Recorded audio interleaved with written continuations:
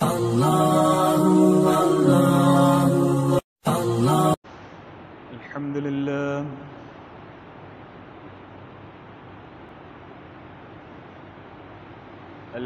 لله نحمده ونستعينه ونستغفره ونؤمن به ونتوكل عليه ونعوذ بالله من شرور أنفسنا ومن سيئات أعمالنا من يهده الله فلا مضل له ومن يضلله فلا هادي له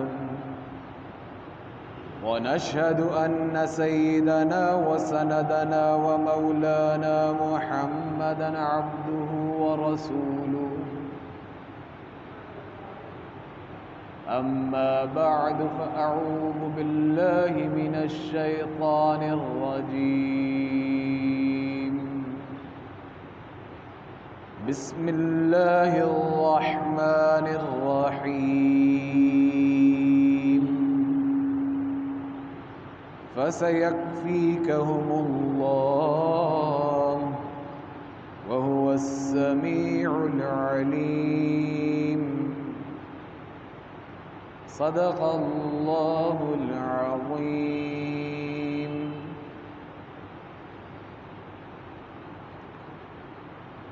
دعا فرمائیے حق تعالی جل شانہ جو چند باتیں کہنے کی توفیق نصیب فرمائے وہ ہم سب کے لیے اصلاح اور مغفرت کا باعث بنے۔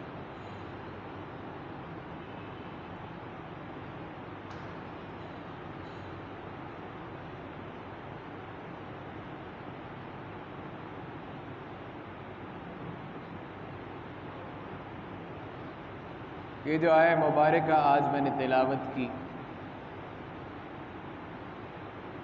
اور جہاں سے میں نے شروع کیا فَسَيَكْفِيكُهُمُ اللَّهُ سے 18 ذی الحج تھی۔ سیدنا عثمان غنی رضی اللہ تعالی عنہ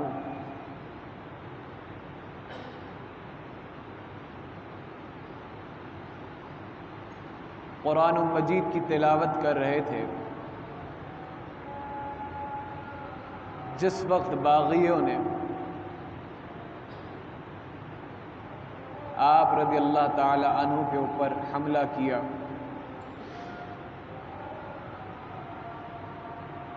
تو جو خون کا قطرہ گرا وہ اس لفظ کے اوپر فَسَيَكْفِيكَهُمُ اللَّهُ پہ گرا۔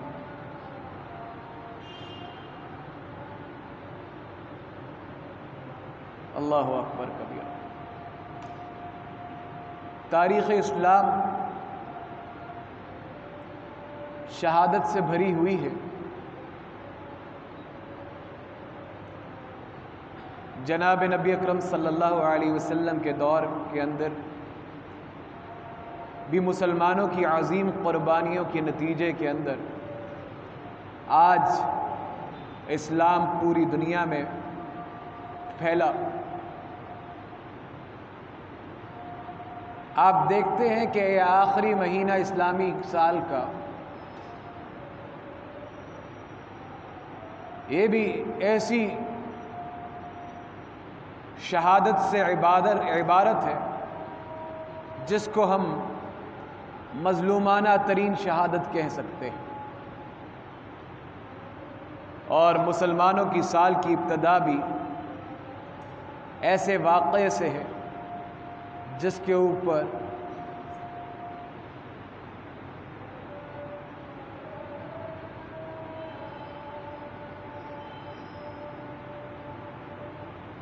پوری انسانیت آج بھی فخر کرتی ہے۔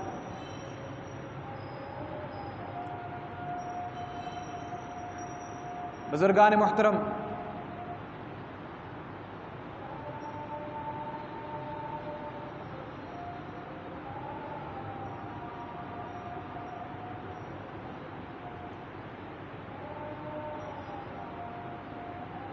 سیدنا عثمان غنی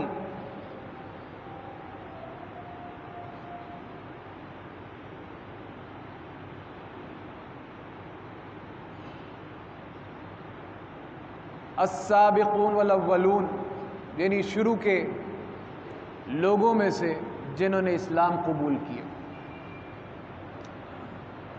اور آپ کو جناب نبی اکرم صلی اللہ علیہ وسلم نے کئی بار ایک بار نہیں کئی بار جنت کی بشارت دی. ایک بار جناب نبی اکرم صلی اللہ علیہ وسلم کے گھر میں 4 دن سے فاقہ تھا. 4 دن سے فاقہ.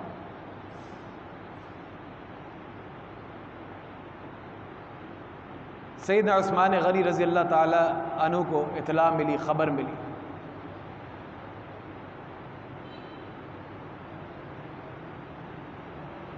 آپ نے فوراً گندم، کھجورے، ایک بکرا اور 300 اشرفیاں لے کر جناب نبی اکرم صلی اللہ علیہ وسلم کی خدمت میں حاضر ہوئے. آقا علیہ الصلوۃ والسلام گھر پہ موجود نہ تھے. امی عائشہ صدیقہ سلام اللہ علیہا کی خدمت میں پیش کیا اور کچھ دیر کے بعد کچھ بھنا ہوا گوشت اور روٹیاں بھجوائیں. جب جناب نبی اکرم صلی اللہ علیہ وسلم گھر تشریف لائے، امی عائشہ صدیقہ سلام اللہ علیہا نے فرمایا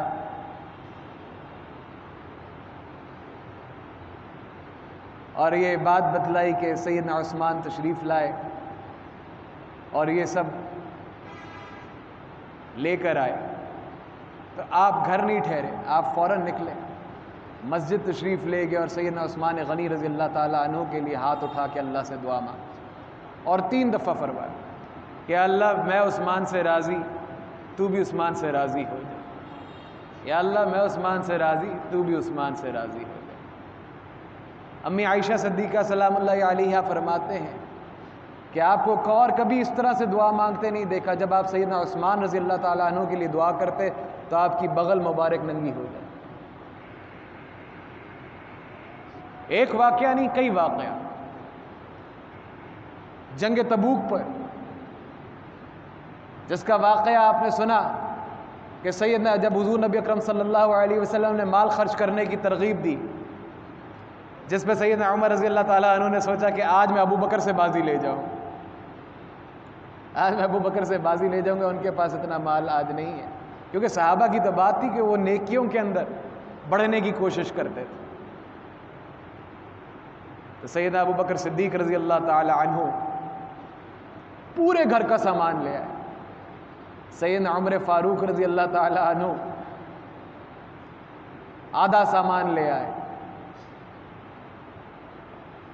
اور جب سیدنا عثمان کی باری آئی تو آپ 1000 اونٹ، 70 گھوڑے اور 1000 سونے کی اشرفیاں لے کر آئے.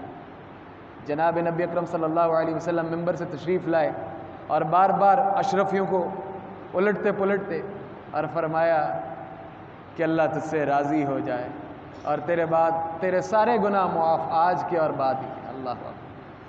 آپ 10 مبشرہ صحابیوں میں سے، آپ 10 مبشرہ صحابیوں میں سے، یعنی جن کو دنیا کے اندر جنت کی بشارت دے دی گئی، جن کو دنیا کے اندر جنت کی بشارت دے دی گئی جناب نبی اکرم صلی اللہ علیہ وسلم کی طرف سے. سیدنا عثمان غنی رضی اللہ تعالی عنہ کی سخاوت مشہور تھی اور آپ کا تعلق بنو امیہ سے تھا. قریش کا جھنڈا بنو امیہ کے پاس تھا اور خانہ کعبہ بیت اللہ کی جو ذمہ داری تھی وہ بنو ہاشم کے پاس تھی. جھنڈا بنو امیہ کے پاس تو دونوں. اور آج کا آپ کا سلسلہ نسب 5ویں پشت سے جا کر جناب نبی اکرم صلی اللہ علیہ وسلم سے ملتا تھا.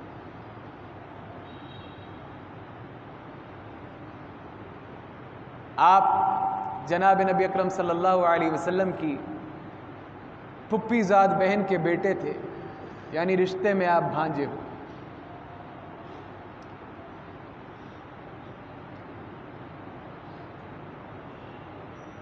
مدینہ منورہ میں جب مسلمانوں نے ہجرت کی تو ان کے پاس صرف ایک کنواں تھا جو ایک یہودی کی ملکیت تھی، ایک کنواں تھا جو یہودی کی ملکیت تھی۔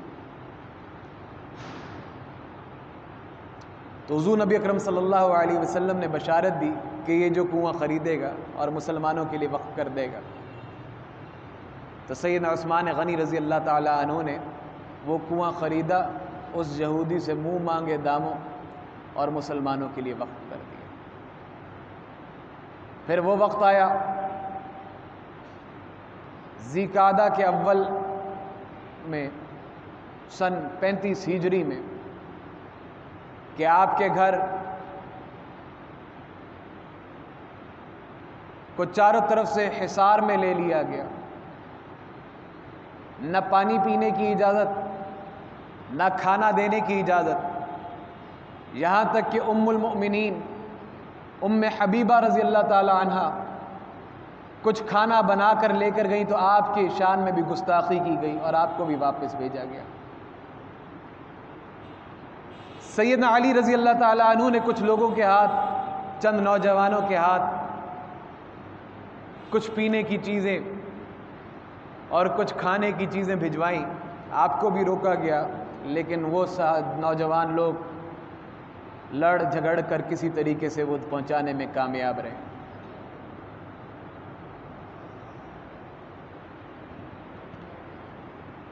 سیدنا عثمان غنی رضی اللہ تعالی عنہ کا مقام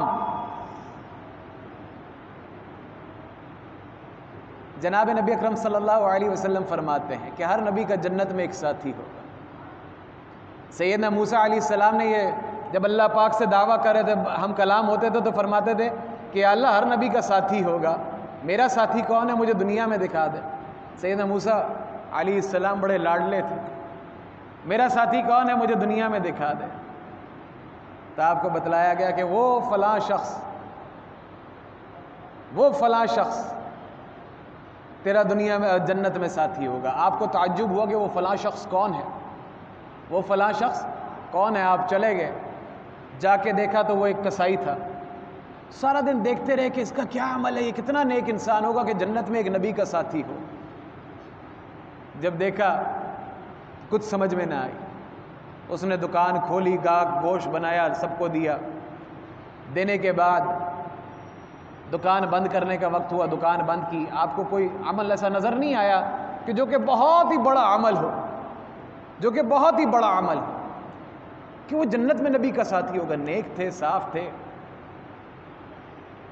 پاک حلال طریقے سے گوشت بنایا اور کوئی دو نمبری نہیں کی، لیکن انہیں ایسا عمل نظر نہیں آیا کہ وہ جنت میں نبی کا ساتھی۔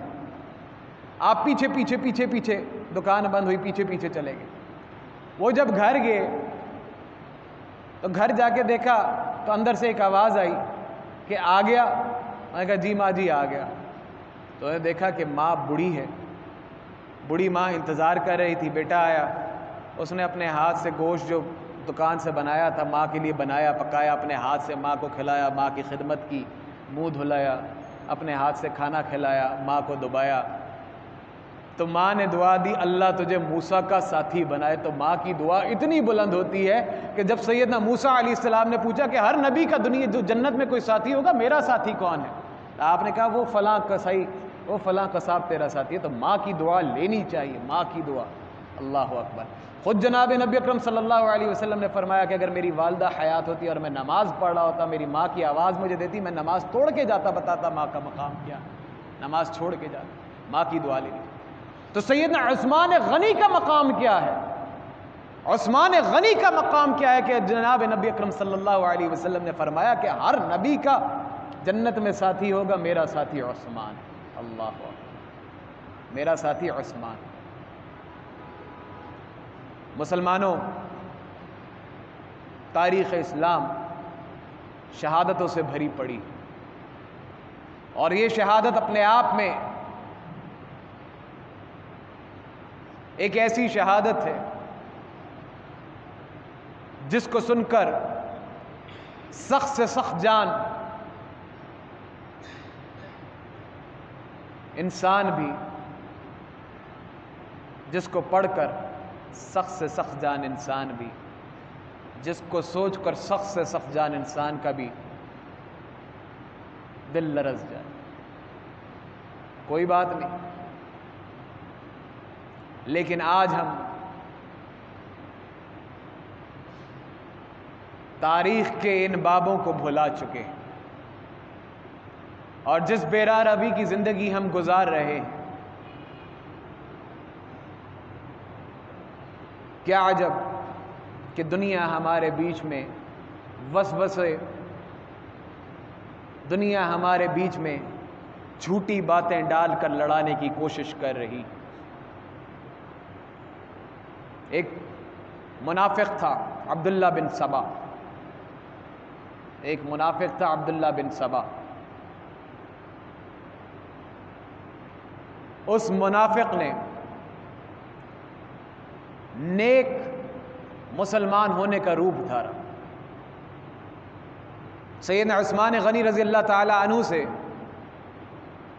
کسی کو شکایت نہیں تھی، لیکن 6 سال آپ کی خلافت کے، آپ تیسرے خلیفہ راشد ہیں۔ جب سیدنا عمر رضی اللہ تعالی عنہ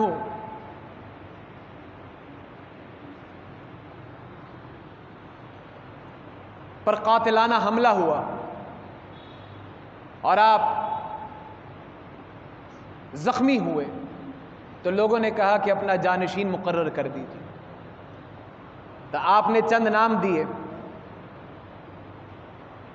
اور آپ نے کہا کہ ان ناموں میں سے چن لو۔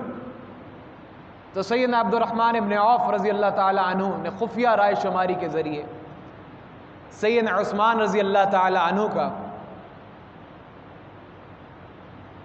اعلان کیا۔ آپ سیدنا عثمان رضی اللہ تعالی عنہ کے پاس تشریف لے کر گئے۔ آپ نے کہا کہ اگر میں تمہاری بیعت نہ کروں، اگر میں آپ کی بیعت نہ کروں تو آپ اپنے علاوہ کس کو اہل سمجھتے ہیں بیعت کرنے؟ تو آپ نے جواب دیا سیدنا علی رضی اللہ تعالی عنہ سے بیعت کی جائے۔ آپ سیدنا علی رضی اللہ تعالی عنہ کی خدمت میں تشریف لے کر گئے۔ آپ نے کہا کہ اگر میں آپ کی بیعت نہ کروں تو کس کی بیعت کروں؟ تو آپ نے فرمایا سیدنا عثمان غنی رضی اللہ تعالی عنہ۔ اور پھر اکثریت کی رائے کو دیکھ کر سیدنا عثمان غنی رضی اللہ تعالی عنہ کو مسلمانوں کا خلیفہ بنایا گیا۔ اور آپ کی حکمرانی میں، آپ کی خلافت میں 22 لاکھ مربع میل پہ مسلمانوں نے حکمرانی کی، یہاں تک کہ سندھ اور افغانستان، آذربائیجان، آرمینیا، اندلس تک مسلمانوں نے فتح کیا۔ یہ جو آپ حالات دیکھتے ہیں، آپ آج بھی یہودیوں کو دیکھتے ہیں، وہ کہیں پہ بھی پروٹیسٹ کرتے ہیں، خیبر واز دا لاسٹ وکٹری۔ ابھی پچھلے دنوں کافی مشہور ہوا انٹرنیٹ کے اوپر کہ یہودیوں نے ایک بینر اٹھایا ہوا تھا اور انہوں نے کہا کہ مسلمانوں کی آخری فتح خیبر کی فتح تھی۔ آج بھی ان کے ذہن میں وہ خیبر کی ہار، شکست ہے، اور آج بھی وہ اس کا بدلہ لینے کی کوشش کرتے ہیں۔ اس زمانے میں رومیوں کو سپر پاور تھے، ان کو شکست ہوئی، ان سے برداشت نہ ہو سکی، اور مسلمان کو ہرانا، مسلمان کو شکست دینا تلوار کے ذریعے ناممکن تھا۔ انہوں نے دیکھا کہ مسلمانوں کو ایسے شکست نہیں دی جا سکتی۔ انہوں نے مسلمانوں کا روپ دھارا۔ عبداللہ بن سبا ان میں سے ایک نیک شخص بنا۔ اس نے جھوٹا پروپیگنڈا شروع کیا، اور جھوٹا پروپیگنڈا، اور یہودی کہتے ہیں کہ جھوٹ اتنا بولو کہ سچ لگنا شروع ہو جائے، اور وہی کام کیا گیا کہ جھوٹ بولتے بولتے بولتے بہت سے لوگوں کو اس نے اپنے پروپیگنڈے سے متاثر کیا۔ کچھ الزامات سیدنا عثمان غنی رضی اللہ تعالیٰ عنہ پہ لگائے کہ آپ نے اقربا پروری کی، آپ نے اس کا جواب دیا۔ کچھ الزامات لگائے کہ آپ نے مال غنیمت کا 5واں حصہ فلاں صحابی کو دیا، فلاں شخص کو، فلاں حاکم کو دیا، کیونکہ وہ آپ کا رشتہ دار تھا۔ آپ نے اس کا جواب دیا۔ اللہ اکبر۔ آپ نے فرمایا کہ میں اپنے خاندان والوں سے بڑا پیار کرتا ہوں اور ان کے اوپر دل کھول کے خرچ کرتا ہوں، لیکن سرکاری خزانے میں سے نہیں، اللہ نے مجھے اتنی استطاعت دی ہے، اپنے پاس سے ان پر سے خرچ کرتا ہوں۔ تو یہ جھوٹا الزام۔ آپ نے فرمایا کہ میں نے اقربا پروری کی بنیاد پر ان کو عہدے نہیں دیے، بلکہ عہدے ان لوگوں میں تقسیم کیے جو اس کے اہل تھے۔ آپ نے فرمایا جو مال غنیمت کا تیسرا حصہ، 5واں حصہ مال غنیمت میں آنا چاہیے، چونکہ مشکل فتح تھی، سپاہی تھک رہے تھے، تو میں نے سپہ سالار سے عرض کہا کہ اگر تم یہ فتح کر لو گے تو 5واں حصہ تمہیں دوں گا، اور میں نے اپنے وعدے کے مطابق 5واں حصہ اس کو دیا۔ لیکن اگر آپ کو قبول نہیں ہے، اگر آپ کو قبول نہیں تو میں واپس لے لیتا ہوں، اور انہوں نے وہ واپس لے کر مال غنیمت میں جمع کرایا۔ اور پھر لوگوں کو عبداللہ بن سبا نے جب بہت بھڑکایا تو آپ نے عام اعلان کیا کہ حج کے موقع پر جس کو جو شکایت ہو مجھ سے آ کے کرے، اس کا سدباب کیا جائے۔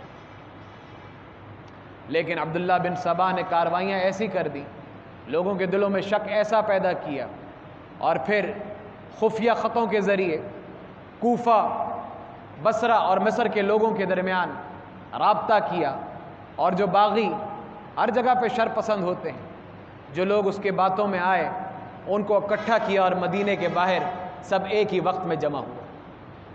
مدینے کے باہر سب ایک ہی وقت میں سیدنا عثمان غنی رضی اللہ تعالیٰ عنہ کے خلاف کے سامنے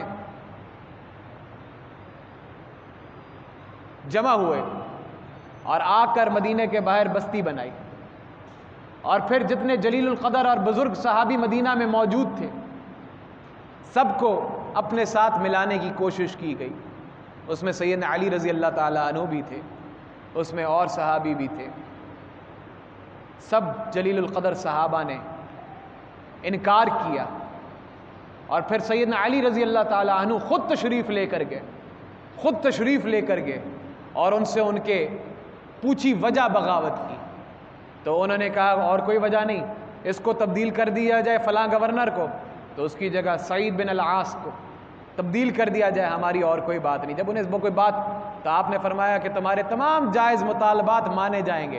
سیدنا عثمان غنی رضی اللہ تعالی عنہ کی طرف سے جو بندہ معاہدہ کرنے، شکایت سننے اور ان کو راضی کرنے کے لیے گیا، وہ سیدنا علی رضی اللہ تعالی عنہ۔ سیدنا علی رضی اللہ تعالی عنہ جب تشریف لے کر گئے، آپ نے ان باغیوں سے پوچھا کیا بات ہے، کیوں پریشان ہو، کون سی بات نے تمہیں اتنا پریشان کیا کہ تم بغاوت کر کے یہاں پہ آ گئے؟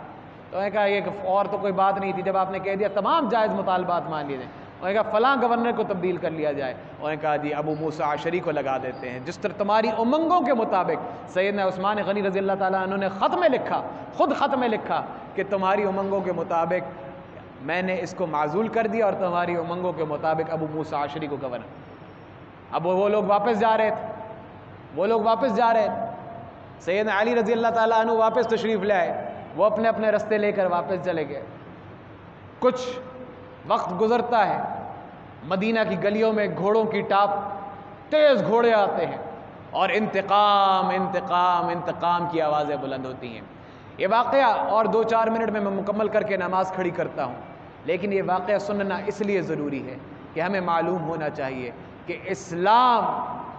اسلام جو ہم تک پہنچا ہے وہ کن کن تمام عظیم داستانوں کے ذریعے، کن کن تکالیف کو سہ کر، اور کیسی کیسی شہادتیں اس کے اندر، سیدنا حسین کی شہادت رضی اللہ تعالی عنہ کی، کہ مسلمانوں کا پہلا سال کی ابتدا اس مظلوم شہادت سے، اور سال کی انتہا اس مظلوم شہادت سے۔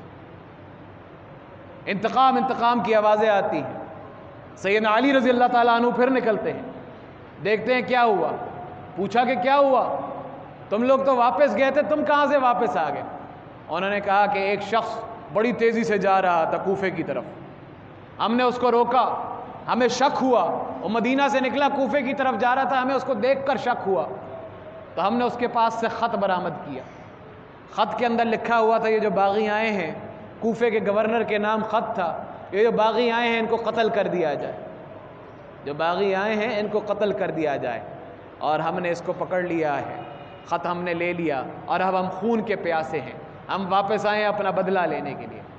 یہ معاملہ جب سیدنا عثمان غنی رضی اللہ تعالیٰ عنہ کے پاس پہنچا، یہ واقعہ تاریخ کا اس لیے عرض کر رہا ہوں، سیدنا عثمان غنی رضی اللہ تعالیٰ عنہ کے پاس جب یہ خط پہنچا کہ ایسا خط آپ نے لکھا، تو آپ نے اللہ کی قسم کھائی، نہ میں نے لکھا، نہ میں نے لکھوایا، نہ مجھے معلوم، آپ نے قسم کھائی۔ اب سیدنا عثمان غنی کون ہے اور ان کی قسم کیا ہے؟ سیدنا عثمان غنی ذو النورین ہے۔ تاریخ کے اندر کوئی شخص ایسا نہیں جس کے نکاح میں 2 بیٹیاں نبی کی ہوں، آپ ذو النورین ہیں۔ تاریخ کے اندر کوئی شخص ایسا نہیں جس کو بار بار اتنی بشارتیں مل رہی، کنویں کی بشارت ہو، تبوک کی بشارت ہو، خود جناب نبی اکرم صلی اللہ علیہ وسلم کے گھر کے اندر 4 دن فاقہ ہو، اور آپ جب لے کر پہنچے تو حضور نبی اکرم صلی اللہ علیہ وسلم کھانا کھانے سے پہلے مسجد تشریف لے گئے، ہاتھ اٹھا کے دعا کی، یا اللہ میں عثمان سے راضی، تو بھی عثمان سے راضی ہو جا۔ تبوک کے موقع پہ کہا کہ تجھ سے میں راضی ہو گیا اور تو تیرے تمام گناہ معاف ہو گیا، اور پھر 10 مبشرہ میں آپ کی قسم، آپ نے کہا نہ میں نے ایسا کوئی خط لکھا، نہ یہ میرے دستخط، لیکن انہوں نے اس بے بنیاد خط کو بنیاد بنایا۔ ادھر حج کے ایام تھے، مدینہ کے لوگ حج کے لیے گئے ہوئے، آپ نرم دن، حیائے عثمان تو مشہور ہے۔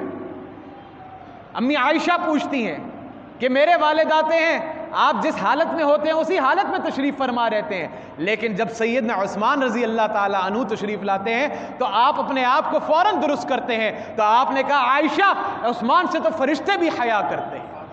اللہ اکبر کبیرہ، عثمان سے تو فرشتے بھی حیا کرتے ہیں۔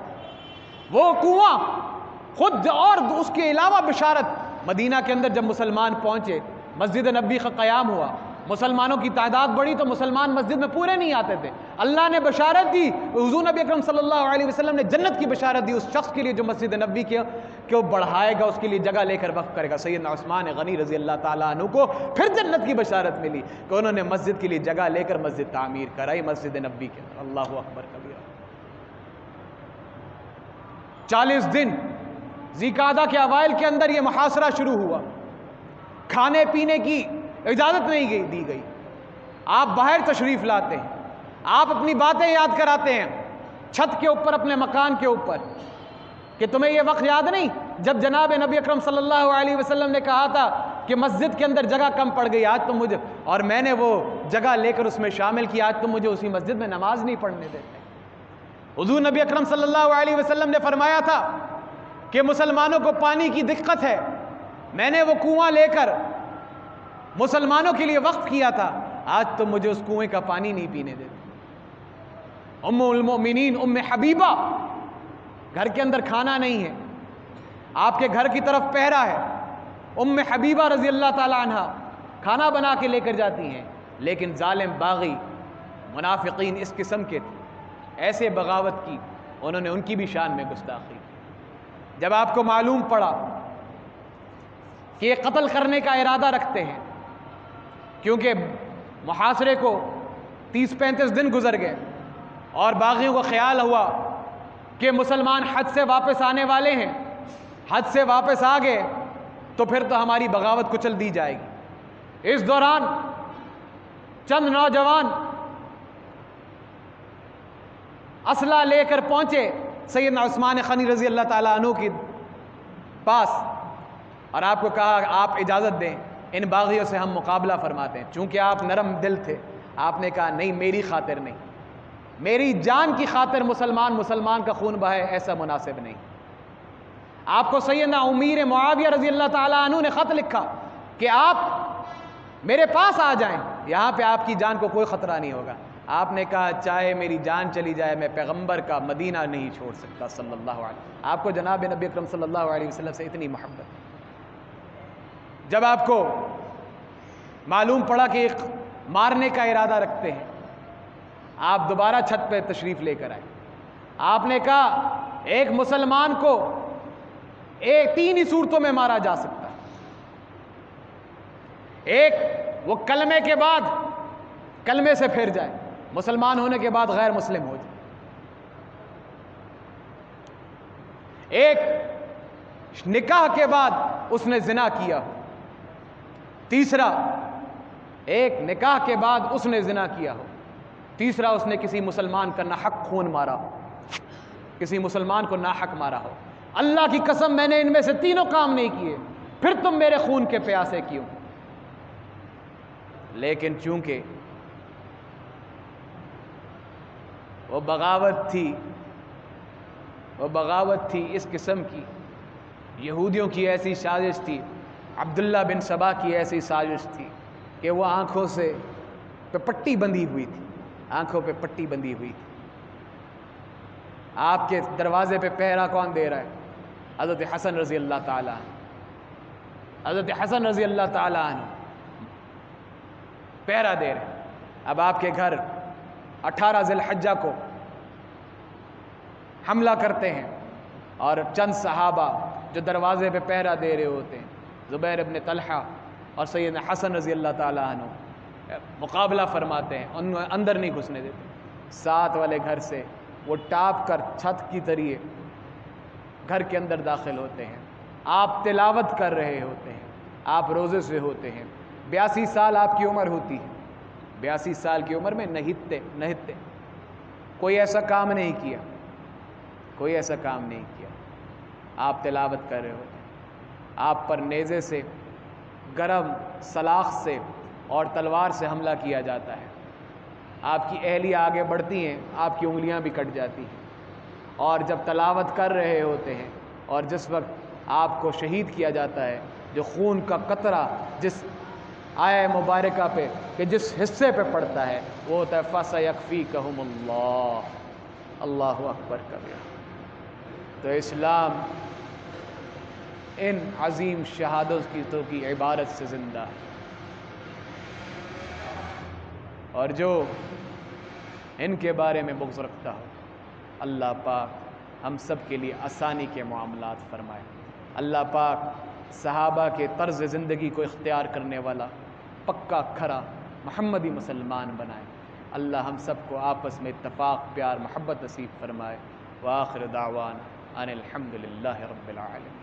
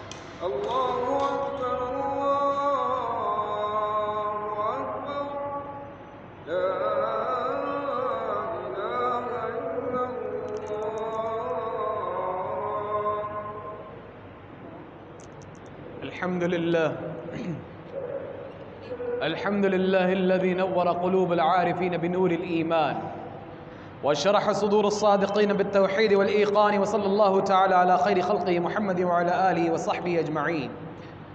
يا أهل الجاه والمال والسرور، اعلموا أن الدنيا دار الفناء والغرور، والآخرة دار البقاء والسرور. فاذكروا فضيحة القيامة والصراط والنشور. ألا إن وعد الله حق فلا تغرنكم الحياة الدنيا ولا يغرنكم بالله الغرور. أعوذ بالله من الشيطان الرجيم. يا أيها الناس اتقوا ربكم إن زلزلة الساعة شيء عظيم يوم ترونها تذهل كل مرضعة عما أرضعت وتضع كل ذات حمل حملها وترى الناس سكارى وما هم بسكارى ولكن عذاب الله الشديد. ويوم ينادي الملك الجبار لمن الملك اليوم لله الواحد القهار إن أحسن الكلام كلام الله العلام كل نفس ذائقة الموت ثم إلينا ترجعون إنه تعالى جواد كريم ملك بل رب رؤوف رحيم.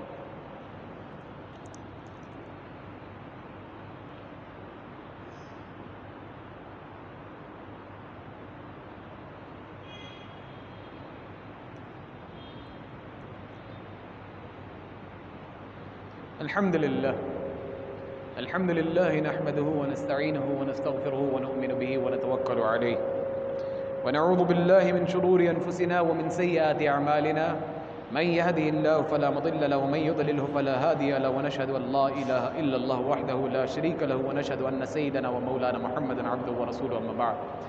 أعوذ بالله من الشيطان الرجيم. إن الله وملائكته يصلون على النبي يا أيها الذين آمنوا صلوا عليه وسلموا تسليما. اللهم صل على سيدنا محمد وعلى آل سيدنا محمد بعدد من صلى وصام وصل كذلك على جميع الأنبياء والمرسلين وعلى الملائكة المقربين وعلى عباد الله الصالحين خصوصا على أفضل الصحابة بالتحقيق أمير المؤمنين أبي بكر الصديق رضي الله تعالى عنه وعلى الناطق بالصواب أمير المؤمنين عمر بن الخطاب رضي الله تعالى عنه وعلى جامع القرآن أمير المؤمنين عثمان بن عفان رضي الله تعالى عنه وعلى أسد الله الغالب أمير المؤمنين علي بن أبي طالب رضي الله تعالى عنه وعلى الإمامين الهمامين أبي محمد الحسن وأبي عبد الله الحسين رضي الله تعالى عنهما وعلى جميع أمهات المؤمنين والمؤمنات وأزواج النبي المطهرات رضي الله تعالى عنهن وعلى جميع بنات الطيبات السيدة الزينب وسيدة رقية وسيدة أم كلثوم وسيدة فاطمة الزهراء رضي الله تعالى عنهن وعلى ستة الباقية من العشرة المبشرة رضوان الله تعالى عليهم أجمعين. اللهم ألف بين قلوب المؤمنين وأصلح بالهم ووفقهم لإقامة الخلافة الحقة على منوال الخلافة النبية الراشدة. اللهم انصر عساكر المسلمين أينما كانوا ومن كانوا. اللهم اغفر لي ولوالدي ولجميع المؤمنين والمؤمنات والمسلمين والمسلمات الأحياء منهم والأموات. اللهم قالب بين كلمتهم وشتت شملهم وخرب ديارهم وأهلكهم كهلاك عاد وثمود. تعادلوا عباد الله إن الله يأمر بالعدل والإحسان وإيتاء ذي القربى وينهى عن الفحشاء والمنكر والبغي يعظكم لعلكم تذكرون. واذكروا الله العلي العظيم يذكركم وادعوه يستجب لكم ولذكر الله تعالى أعلى وأولى وعز وجل وهم أكبر والله يعلم ما تصنعون.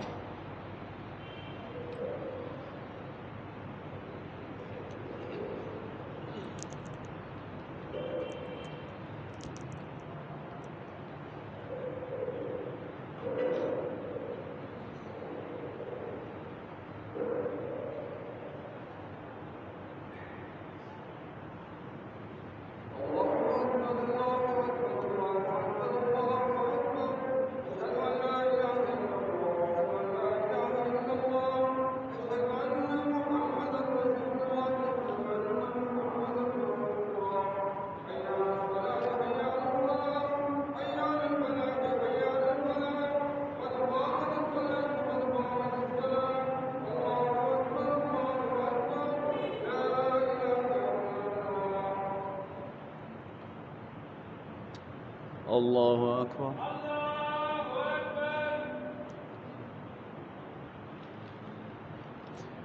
الحمد لله رب العالمين الرحمن الرحيم مالك يوم الدين إياك نعبد وإياك نستعين اهدنا الصراط المستقيم صراط الذين أنعمت عليهم غير المغضوب عليهم ولا الضالين.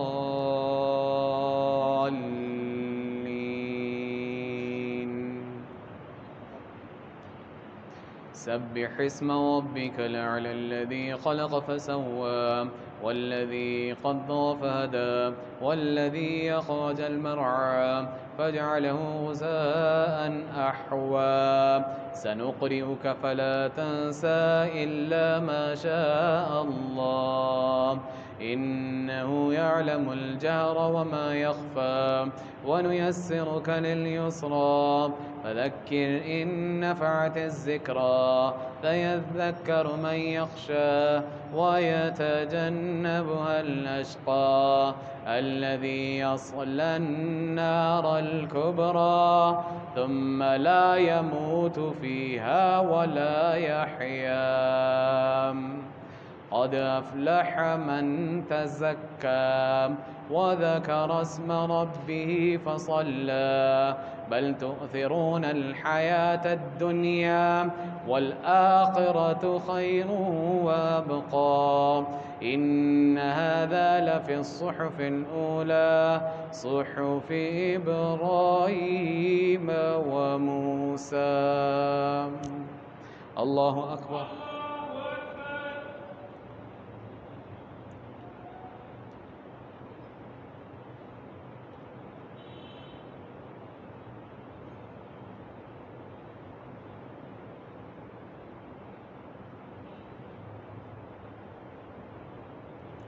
سمع الله لمن حمده. الله أكبر.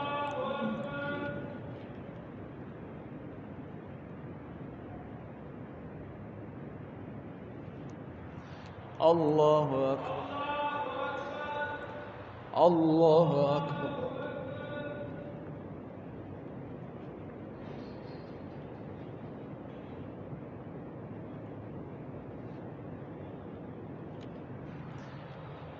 الله أكبر. الحمد لله رب العالمين الرحمن الرحيم مالك يوم الدين إياك نعبد وإياك نستعين اهدنا الصراط المستقيم صراط الذين أنعمت عليهم غير المغضوب عليهم ولا الضالين.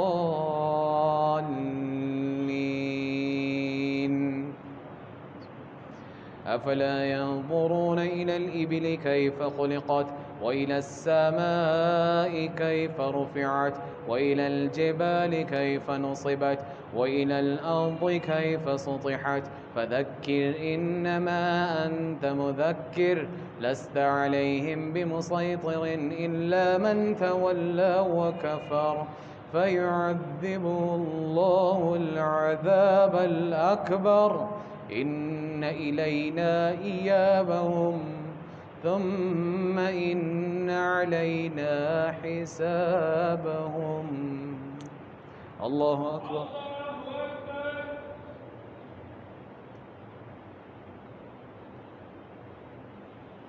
سمع الله لمن حمده. الله أكبر.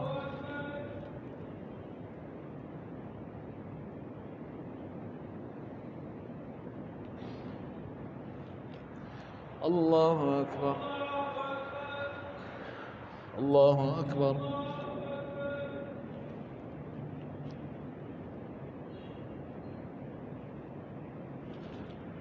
الله أكبر.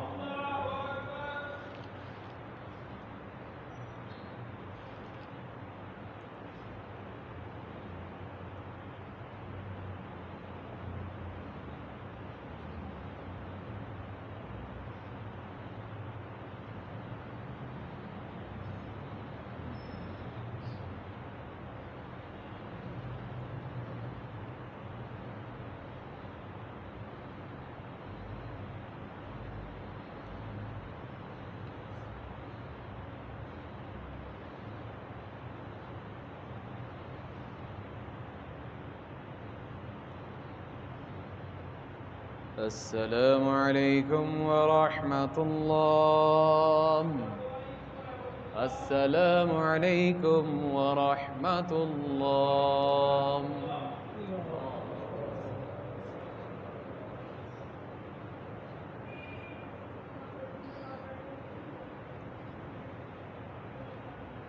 الحمد لله رب العالمين والعاقبة للمتقين والصلاة والسلام على سيد المرسلين. ربنا ظلمنا أنفسنا وإن لم تغفر لنا وترحمنا لنكونن من الخاسرين. ربنا آتنا في الدنيا حسنة وفي الآخرة حسنة وقنا عذاب النار وقنا عذاب القبر وقنا عذاب الحشر وقنا عذاب الميزان ربنا لا تزغ قلوبنا بعد إذ هديتنا وهب لنا من لدنك رحمة إنك أنت الوهاب. اللہ پاک ہم سب کے ایک ایک گناہ کو معاف فرما دیجئے. یا اللہ پاک حاجت روا مشکل کشا تیری ذات ہے، تیرے علاوہ نہ ہی کوئی حاجت روا ہے نہ ہی کوئی مشکل کشا ہے. اللہ ہماری بگڑیاں بنا دیجئے، جو ہمارے حق میں بہتر ہے نصیب فرما دیجئے. یا اللہ پاک جو میرا بہن بھائی جس مشکل میں، اللہ آسانی کے معاملات فرما دیجئے. اللہ پاک رزق حلال طیب اپنی شان کے مطابق نصیب فرما دیجئے. میرے اللہ محتاجی والی معذوری والی زندگی سے محفوظ فرما دیجئے. یا اللہ دنیا آخرت کی رسوائیوں سے محفوظ فرما دیجئے. اللہ دنیا آخرت کی کامیابیاں نصیب فرما دیجئے. میرے اللہ میرے اللہ میرے اللہ میرے اللہ میرے اللہ سب کے ساتھ اپنا کرم کا معاملہ فرما دیجئے. الہی اپنا فضل شامل حال فرما دیجئے. ربنا ظلمنا انفسنا وان لم تغفر لنا وترحمنا لنكونن من الخاسرين. ربنا تقبل منا انك انت السميع العليم وتب علينا انك انت التواب الرحيم. صلى الله تعالى على خير خلقه محمد وعلى آله وصحبه أجمعين برحمتك يا أرحم الراحمين.